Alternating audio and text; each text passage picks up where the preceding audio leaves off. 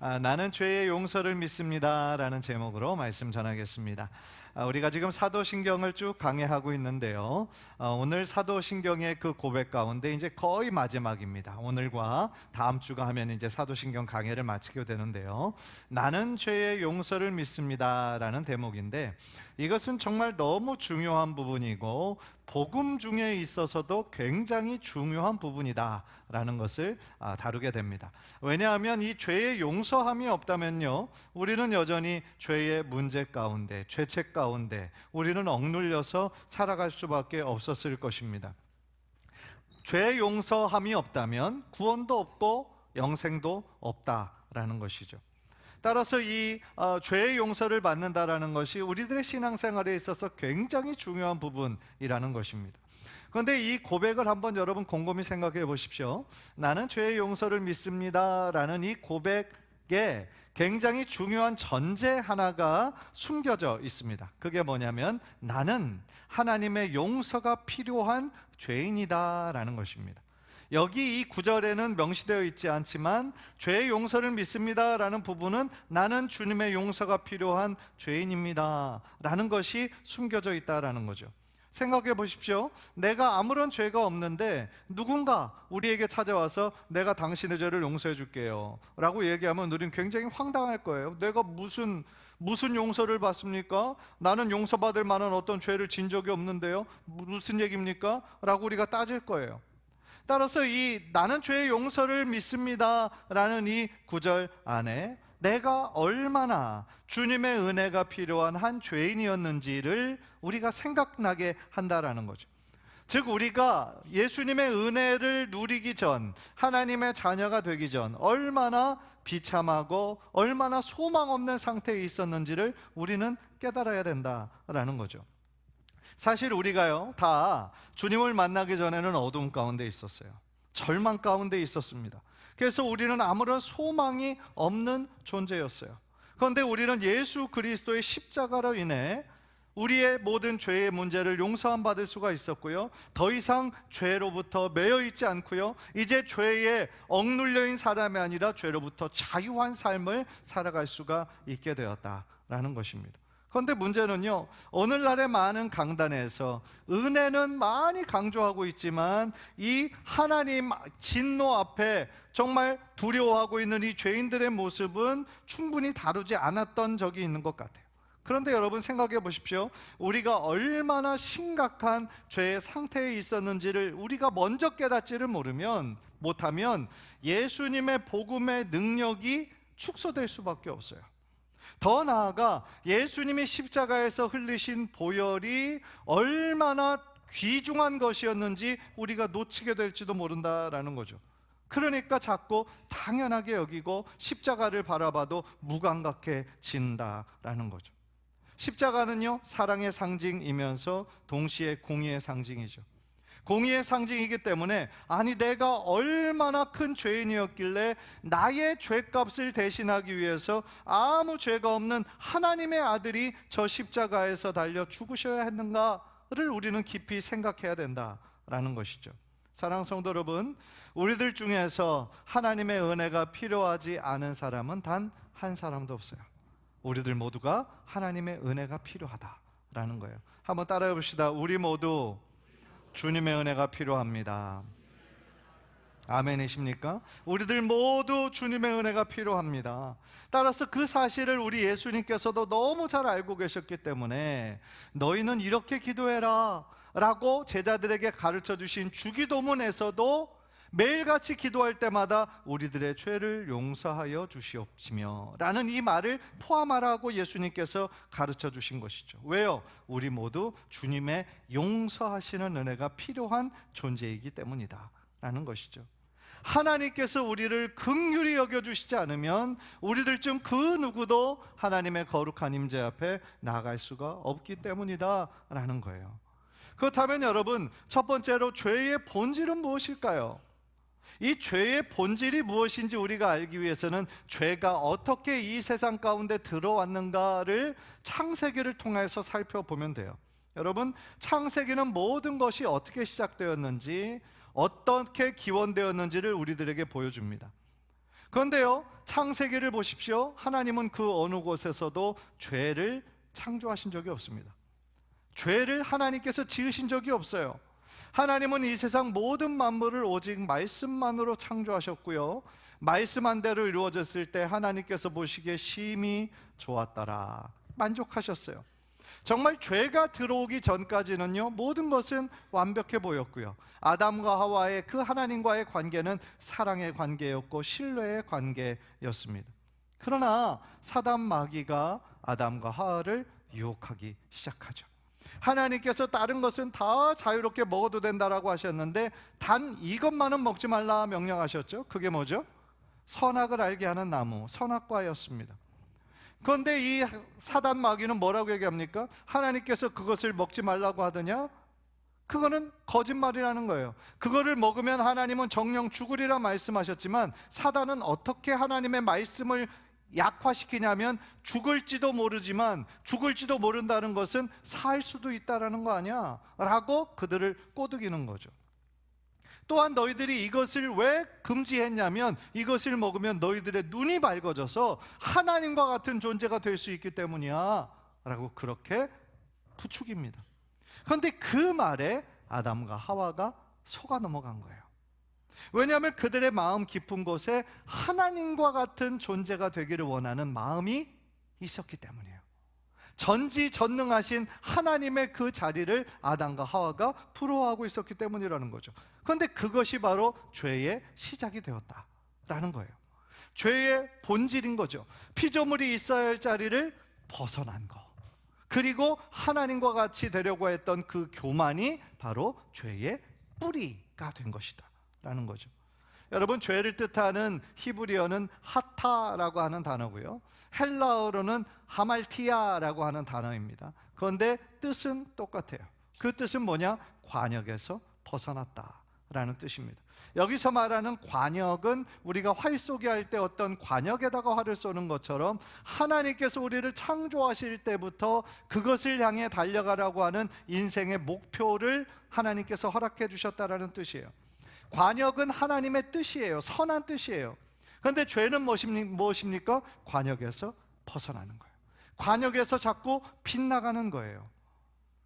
그래서 인간이 생각하는 것마다 하나님의 뜻과는 상관없이 자신의 욕심과 욕망을 추구하며 달려가는 것, 마치 자신이 신이 되고 자신이 내 삶의 주인이 되어 하나님의 뜻과는 관계없이 살아가는 것, 그게 뭐라는 거예요? 그게 바로 죄다 라는 거예요.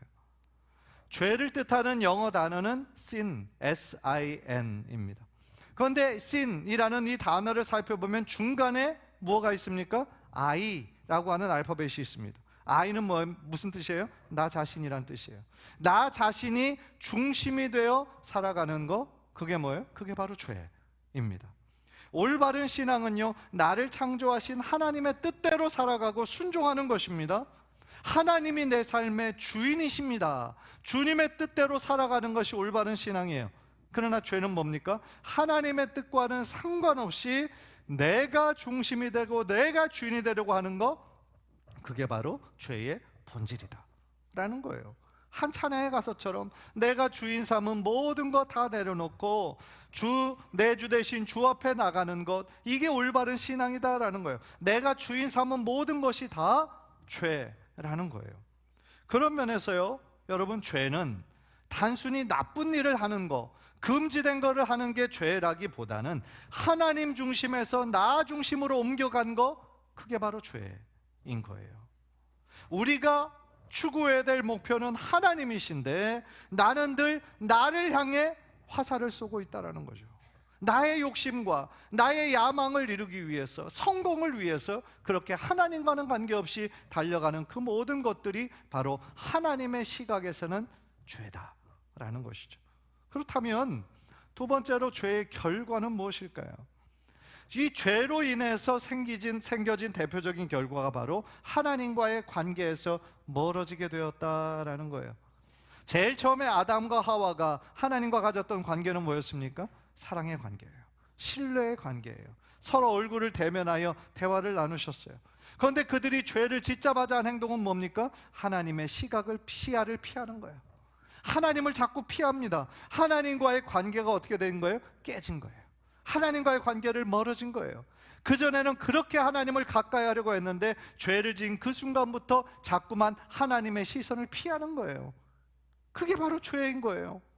하나님의 명백한 말씀에, 그 명령에 불순종했던 아담과 하와처럼 우리 인간도 하나님께 반역하게 되는 거고요.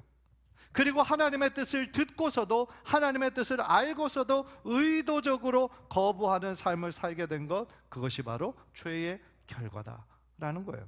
여러분, 오늘날 죄가 왜 무섭습니까? 오늘날 죄가 왜 무서울까요? 하나님과의 관계를 망가뜨리기 때문이에요. 하나님과의 거리를 오히려 가로막기 때문인 거예요.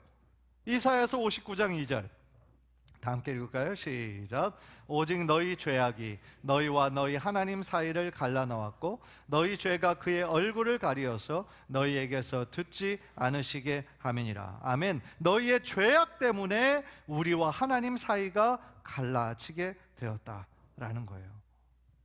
그런데 안타깝게도 우리 모든 인간은 아담의 후예죠. 아담의 후예로서 그 죄의 본성을 물려받게 되었어요. 왜냐하면 아담은요, 모든 인간의 시초일 뿐만 아니라 모든 인간을 대표하는 대표성이 있는 존재이기 때문에요. 그래서 그 죄의 부패한 성품, 그 부패한 성격이 내 안에 내재하게 된 거예요. 물려받게 된 거예요. 그것이 바로 뭐예요? 원죄예요. 원죄. 바울은요, 인간의 전적인 타락을 이렇게 묘사했습니다. 로마서 3장 10절에 기록된 바 의인은 없나니 하나도 없다 그랬어요. 로마서 3장 23절 볼까요? 모든 사람이 죄를 범하였음에 하나님의 영광에 이르지 못하더니 그랬어요. 무슨 뜻입니까? 예외가 없다라는 뜻이에요. 인간이 보기에는 조금 덜 나쁜 사람이 있고 괜찮은 사람이 있을 수 있지만 하나님의 시각에서 볼 때는 모든 사람 예외 없이 다 죄를 범하였고 하나님의 영광에 이르지 못했다라는 거예요. 바울뿐만 아니라 시편의 저자도 이렇게 고백했어요. 시편 143편 2절을 보니까 주의 눈앞에는 의로운 인생이 하나도 없습니다. 중요한 건 하나님의 시각이에요. 하나님 앞에서의 바라보는 그 시각이 중요한 거죠. 시편 51편 5절, 이거는 다윗이 썼는데요. 내가 죄악 중에서 출생하였으며 어머니가 죄 중에서 나를 잉태하였나이다. 다윗이 어머니 탓을 하는 게 아니에요. 왜 어머니 그런 죄를 졌습니까? 어머니 탓하는 게 아니라 인간의 모든 보편적인 죄의 상태를 지금 묘사하고 있는 거예요. 심지어 잉태한 여인들도 죄로부터 자유롭지 못하다 라고 이야기를 하고 있다는 거죠. 다시 말하면 하나님의 완전하심의 기준에서, 하나님의 거룩하심의 기준에서 의인인 사람은 단 한 사람도 없다. 인간의 죄가 얼마나 보편적으로 원죄로 자리 잡고 있는지를 말씀하고 있다라는 거죠. 시편 51편을 계속 읽어보면요, 다윗이 밧세바의 죄를 범한 이후 얼마나 죄 가운데 시달렸는지를 묘사하고 있죠. 그래서 뭐라고 얘기하냐면 내 죄가 항상 내 눈앞에 있습니다, 그렇게 고백을 해요. 아무리 자기가 의식하지 않으려고 해도, 은폐하려고 해도 그 죄가 심지어 눈을 감아도 자꾸만 그 죄책감으로 인해 괴로워했다라는 거죠. 왜 그랬을까요? 당시의 왕으로서 오늘날의 대통령보다 훨씬 강한 그 권력을 가지고 있었음에도 불구하고 자신이 아무리 죄를 은폐하려고 1년 정도 끌고 있었지만 결국 나단 선지자의 죄의 시정을 통하여서 자신의 그 은폐하려고 했던 죄가 결국은 하나님을 거스른 행위였구나 라는 것을 깨닫게 돼요. 하나님의 뜻을 거스른 거, 그것이 바로 다윗이 행한 가장 큰 죄의 성격이었다라는 거예요. 하나님을 거슬렀다라는 것은 하나님이 보좌에서 왕이신 자리에 앉아 있는 것을 내가 억지로 내려앉게 했다라는 거예요. 그리고 대신 그 자리에 올라서서 내가 내 삶의 주인인 것처럼 생각하고 그렇게 행동했다라는 것이죠. 하나님께서 나의 왕이 되어주시고 나의 주인이 되어주셔서 나를 다스리는 것을 우리가 거부했다라는 거예요. 그리고 내가 왕이 되어서 내가 내 삶의 모든 것을 통제할 수 있는 것처럼 그렇게 살아가려고 했던 것, 그 모든 것이 죄다라는 거예요. 이것은 하나님께서 받으셔야 하는 영광을 내가 대신 가로챘기 때문에 하나님을 정면으로 거스르는 죄가 된다라는 거예요. 따라서 이런 죄의 부패함의 대가, 결과는 뭐예요? 죽음이에요. 죽음입니다. 로마서 6장 23절, 죄의 삭은 사망이요. 이것을 쉬운 말로 죄의 대가는 죽음이다 라는 말로 번역을 했습니다. 이는 모든 인류가 죄에 대하여 치러야 하는 대가, 결과가 바로 죽음밖에 없었다라는 거예요. 그렇다면 이 죄의 결과, 이 비참한 결과에 대해서 우리 인간이 할 수 있는 일이 무엇일까요? 안타깝게도 아무것도 없습니다. 우리의 힘으로 할 수 있는 것은 아무것도 없어요. 나의 지식으로, 나의 어떤 노력으로, 나의 어떤 재물로 이 죄의 결과를 바꿀 수 있습니까? 천만의 말씀이요. 그렇기 때문에 우리는 이제 하나님의 거룩한 진노 앞에 서 있는 연약하고 불쌍한 죄인일 수밖에 없었다는 거예요. 마치 늪에 빠져서 더 깊게 들어가는 것처럼 우리에게는 아무런 소망이 없었다라는 거예요. 그 상황에서, 그 절망적인 상황에서 우리에게 필요한 것은 단 한 가지뿐인 거예요. 뭡니까? 우리의 죄를 용서받는 거예요. 우리 죄를 용서받는 것, 그것이 너무나 우리에게 중요하다라는 거예요. 그래서 그 점이 바로 우리가 세 번째로 살펴봐야 하는 핵심 포인트입니다. 우리 모두 예수님의 속죄함에 필요한 거예요. 속죄의 은혜가 필요한 거예요. 예수님께서 십자가 위에서 이루신 그 속죄의 은혜가 우리 모든 인류의 유일한 희망이다라는 거예요. 예수님은 바로 그 일을 위해 우리들에게 오신 거예요. 디모데전서 1장 15절, 우리 다 함께요. 시작. mit보다 모든 사람이 받을 만한 이 말이요, 그리스도 예수께서 죄인을 구원하시려고 세상에 임하셨다 하였도다. 죄인 중에 내가 괴순이라. 예수께서 왜 오셨습니까? 죄인을 구원하시려고. 바로 나 같은 죄인을 구원하시기 위해서 아무런 죄가 없으신 하나님의 아들이 이 땅에 내려오셔서 십자가에서 자신의 모든 피를 흘려주셨다라는 거예요. 이유가 무엇입니까? 왜 죄인을 위하여 하나님의 아들이 하늘의 보좌를 내어버리고 이 땅 가운데 내려오셔서 왜 가장 비참한 십자가 처형에서 죽임을 당하셔야 했습니까? 바로 하나님의 무한하신 사랑 때문이죠. 사랑 때문이에요. 하나님이 나를 사랑하시기 때문이고, 하나님이 당신을 사랑하시기 때문이고, 하나님이 우리 모두를 사랑하시기 때문이다 라는 거죠. 그래서 로마서 5장 8절을 보면 이렇게 선언합니다. 우리 다 함께요. 시작. 우리가 아직 죄인 되었을 때에 그리스도께서 우리를 위하여 죽으심으로 하나님께서 우리에 대한 자기의 사랑을 확증하셨느니라. 할렐루야. 하나님께서 우리를 얼마나 사랑하시는지 확실한 증거를 보여주시기 위해서 바로 아무런 죄가 없는 예수님이 우리를 위하여서 십자가에서 자신의 피를, 그리고 자신의 생명을 우리들에게 주셨다라는 거죠. 이 결과로 요한복음 3장 16절, 복음 중에 복음이 우리들에게 주어질 수 있었다라는 거죠. 우리 다 함께요. 시작. 하나님이 세상을 이처럼 사랑하사 독생자를 주셨으니 이는 그를 믿는 자마다 멸망하지 않고 영생을 얻게 하려 하심이라. 할렐루야. 죄 가운데 처했을 때 우리들에게 주어진 미래 운명은 멸망하는 거예요. 죄 가운데 멸망할 수밖에 없는 거예요. 왜요? 하나님은 공의로우신 분이시기 때문에. 그러나 하나님께서 우리를 얼마나 사랑하시는지, 우리를 위하여 자신의 하나밖에 없는 아들 독생자 예수 그리스도의 생명을 보내주셔서 우리로 하여금 예수의 그 피를 믿는 자마다 멸망하지 않고, 왜요? 죄의 모든 대가를 예수님께서 십자가 위에서 다 지불하셨기 때문에, 예수님께서 다 그 모든 것들을 해결하셨기 때문에 우리는 그 예수님의 피를 의지하는 그 믿음으로 말미암아 멸망하지 않고 영생을 얻게 되고 천국에 들어가게 되고, 또한 하나님의 자녀라고 하는 엄청난 축복과 엄청난 자격을 얻게 되었다라는 것이죠. 얼마나 감사한 일입니까? 그런데 큰 문제가 하나 있어요. 우리가 이 사실을 들으면서도, 이 사실을 여러 번 들었으면서도 많은 사람들이 여전히 자신이 죄인이 아닌 것처럼 생각하는 사람들이 있다라는 거죠. 적어도 여기 있는 성도님들은 아니겠지만 여전히 많은 사람들이 내가 무슨 그런 큰 죄가 있어? 라고 자꾸 다른 사람들과 비교하면서 인간적인 기준으로만 죄를 생각하는 경향이 있죠. 그런데 그거는요, 스스로 속고 있는 거예요. 스스로 속고 있는 거예요. 이것은 나의 말이 아니라 사도 요한이 한 말입니다. 오늘 본문 요한일서 1장 8절 보세요. 우리 다 함께 시작. 만일 우리가 죄가 없다고 말하면 스스로 속이고 또 진리가 우리 속에 있지 아니할 것이요.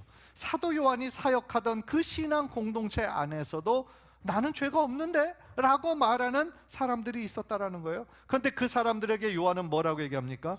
스스로 속고 있는 거야 라고 얘기합니다. 네가 그렇게 말하는 순간 진리가 네 속에 있지 않는다라고 얘기를 합니다. 계속해서 스스로 죄가 없다고 말한다면 10절에 나온 것처럼 하나님을 거짓말하는 자로 만드는 거다라고 얘기합니다. 10절 제가 읽을게요. 만일 우리가 범죄하지 아니하였다 하면 하나님을 거짓말하는 이로 만드는 것이니 또한 그의 말씀이 우리 속에 있지 아니하니라. 하나님을 거짓말하는 자로 우리가 어떻게 만들 수가 있겠습니까? 하나님은 거짓이 조금도 없으신 완전하신 분이시고 거룩하신 분이신데요, 이것은 하나님을 향한 모독인 거죠. 혹시 여러분들은 어떻습니까? 나는 비교적 남에게 해 끼치지 않고 그냥 착하게 살아왔으니까 괜찮다라고 생각하는 분들이 있습니까? 아유, 다들 그렇게 사는데 뭐가 문제냐, 그렇게 생각하는 분들이 있습니까? 하나도 괜찮지 않습니다. 하나도 괜찮지 않습니다. 왜냐하면 그것은 여전히 나의 기준에서 죄를 생각하기 때문에 그렇다는 거예요. 그러나 하나님이 보시는 건 뭡니까? 하나님의 기준인 겁니다. 하나님의 기준에서 죄인이 아닌 사람은 단 한 사람도 없기 때문이다 라는 것이죠. 사랑하는 성도 여러분, 우리들 모두가 죄인이기 때문에, 저도 마찬가지, 모든 사람은 다 죄인이기 때문에 예수님의 속죄의 은혜가 필요합니다. 무엇보다도 우리 올바른 신앙의 첫걸음은 나는 죄인입니다, 나를 불쌍히 여겨주세요, 나를 긍휼히 여겨주세요, 주님 앞에 겸손히 나아가는 그 첫 고백이 바로 우리 신앙의 첫걸음이 된다라는 거죠. 9절을 보시면 우리에게 좋은 소식을 가르쳐 줍니다. 9절 다 함께 시작. 만일 우리가 우리 죄를 자백하면 그는 미쁘시고 의로우사 우리 죄를 사하시며 우리를 모든 불의에서 깨끗하게 하실 것이요. 아멘. 너무나 좋은 소식인 거예요. 만일 우리가 나의 기준으로 스스로 죄 없다고 생각하면 내 스스로 속이는 거고 하나님을 거짓말하는 자로 만드는 것인데, 내가 스스로 내가 하나님 없이는 살 수 없습니다, 나는 죄인입니다, 내가 내 삶의 주인이 되어서 내가 모든 것을 알 수 있다라고 생각했습니다. 하나님 앞에 겸손히 고백하고 죄인임을 인정하고 나아가게 되면 뭐라고 얘기하십니까? 하나님은 미쁘시고 의로우시다. 미쁘시다라는 것은 신실하시다라는 거죠. 무엇에 신실하십니까? 하나님의 약속에, 하나님의 말씀에 신실하신 분이시죠. 그 하나님이 우리의 죄를 깨끗이 사해 주신다고 말씀하십니다. 우리를 모든 불의에서 깨끗하게 하신다 말씀하십니다. 왜요? 이미 그 의, 하나님의 공의의 기준에 예수님께서 나의 죄를 위하여 십자가에서 이미 핏값으로 다 갚아주셨기 때문에 그렇다라는 것이죠. 하나님의 용서하심은요, 이례적인 사건이 아니고 하나님의 용서하심은 마치 법정적인 선언과 같아요. 1심, 2심이 아니라 대법관 앞에선 최종 그 판결과 같은 거예요. 다시 말하면 하나님의 이 용서하심은요, 우리들의 죄의 모든 기록이 완전히 지워지는 것을 뜻해요. 얼마나 좋은 소식입니까? 우리의 과거의 죄뿐 아니라 예수님을 만나기 전의 죄뿐만 아니라 현재 우리가 짓고 있는 그런 모든 작고 큰 연약한 죄들까지도, 더 놀라운 것은 우리의 미래의 죄까지도 다 포함하는 전적인 용서함을 받는다라는 거예요. 얼마나 큰 은혜입니까? 얼마나 감사합니까? 따라서 우리는요, 이 예수님의 피, 예수님의 보혈의 능력, 그 믿는 믿음으로 말미암아 그 모든 죄책에서, 우리를 억누르고 우리를 짓누르고 우리를 괴롭히던 죄책에서 우리는 벗어나게 되고요, 진정한 자유함을 누리게 된다라는 거예요. 로마서 8장에 나오는 것처럼 예수 그리스도 안에 있는 자는 정죄함이 없나니 성령의 그 새로운 법이 우리를 그 죄에서 자유케 하셨기 때문인 것이죠. 사랑하는 성도 여러분, 우리가 정말 진실로 나는 주님의 은혜가 필요합니다, 특별히 하나님의 그 예수 그리스도의 속죄의 은혜가 필요합니다 라고 주님 앞에 나아갈 때에 하나님께서는 우리에게 진정한 용서와 진정한 자유와 기쁨을 허락해 주실 줄 믿습니다. 하나님께서 우리들에게 원하시는 것은요, 죄책 가운데 억눌려서 살아가는 그런 삶을 살아가는 것을 원치 않으세요. 우리들의 모든 죄의 문제를 예수님의 십자가 앞에 내려놓고 진심으로 내가 죄인입니다, 나의 죄를 용서해 주세요 하나님 앞에 자백하고 나아갈 때 하나님께서는 우리들의 모든 과거의 죄부터 현재 미래의 모든 죄까지 깨끗이 용서해 주실 줄 믿습니다. 간절히 바라기는 날마다 십자가의 은혜, 그것이 바로 대속의 은혜예요. 그것이 바로 죄 용서함의 은혜예요. 십자가의 은혜를 붙잡고 매 순간마다 죄사함의 기쁨과 자유함과 평안함을 누리는 저와 여러분들 모두 되시기를 주님의 이름으로 간절히 축복합니다. 기도하겠습니다.